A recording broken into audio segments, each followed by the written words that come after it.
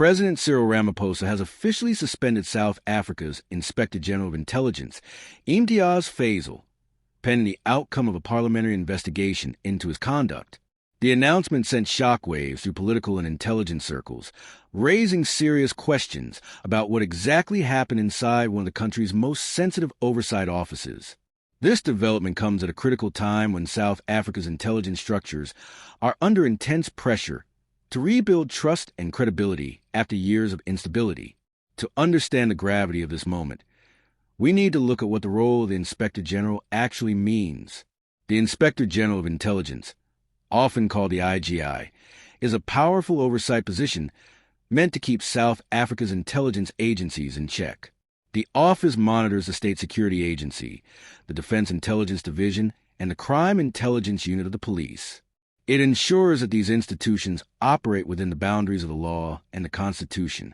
The Inspector General can access classified information and investigate allegations of abuse, misconduct, or unlawful spying. In short, the IGI is the one who keeps the spies honest.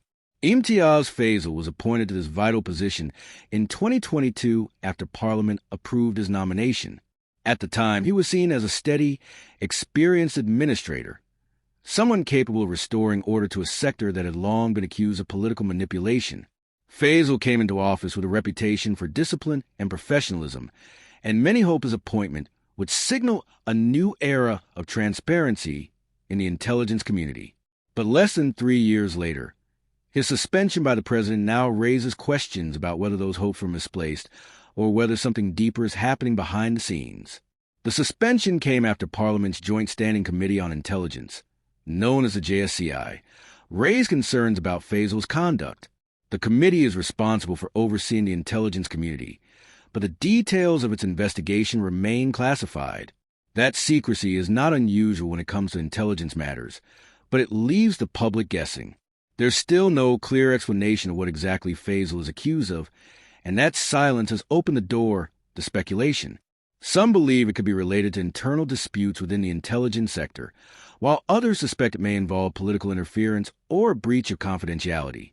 For President Ramaphosa, the decision is both sensitive and symbolic. On one hand, it sends a strong message that no official, not even a top intelligence watchdog, is above scrutiny. On the other hand, it exposes the ongoing instability within South Africa's intelligence framework, an issue Ramaphosa has spent years trying to fix. Since taking office, he has emphasized reform and professionalization, especially after the high-level review panel he commissioned in 2018 revealed how intelligence agencies were abused for factional and political purposes under the Zuma administration.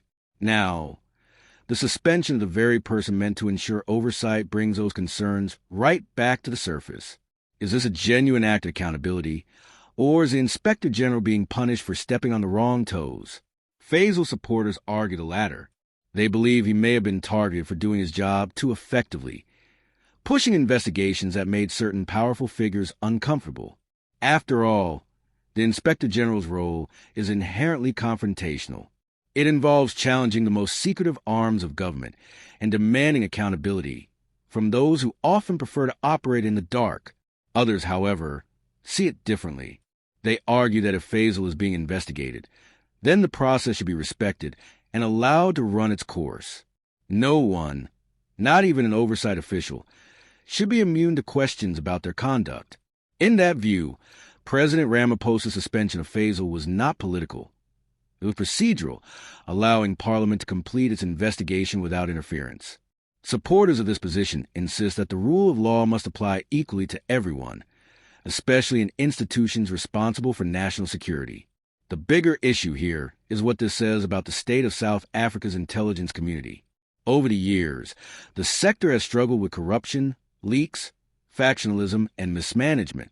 It's been accused of operating in secrecy with very little accountability. The Inspector General was supposed to fix that, to be the independent voice that ensures the agencies follow the law. But if even that office is now caught in controversy, it raises uncomfortable questions about whether true reform is possible.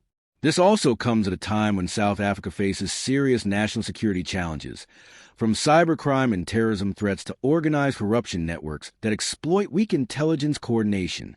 The suspension of the IGI, even temporarily, could disrupt oversight and slow down reform efforts just when they are most needed. It's also unclear who will act in Fazel's place during the investigation, and whether Parliament can maintain the same level of scrutiny in his absence. Public reactions have been divided.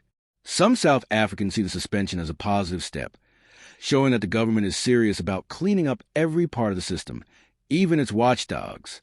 Others are skeptical, seeing it as another example of political maneuvering and internal power struggles disguised as accountability. Opposition parties have already called for transparency. The Democratic Alliance has demanded that the presidency provide a clear explanation for the suspension, while the economic freedom fighters have hinted that it might be politically motivated. At the heart of all this is a simple but powerful question: who watches the watchers? If the person responsible for overseeing the intelligence community is himself under investigation, how can the public be confident that the system is working as intended? For democracy to function, there must be trust that oversight institutions operate independently and without fear or favor. The outcome of this investigation will therefore carry enormous weight, not just for Imtiaz Fazel, but for the credibility of the intelligence sector as a whole. Whatever the result, one thing is clear: South Africa's journey toward building a clean, accountable intelligence community is far from over. This suspension could either be a turning point that reinforces the importance of ethical leadership, or it could deepen the perception that the intelligence sector remains entangled in politics and internal rivalries.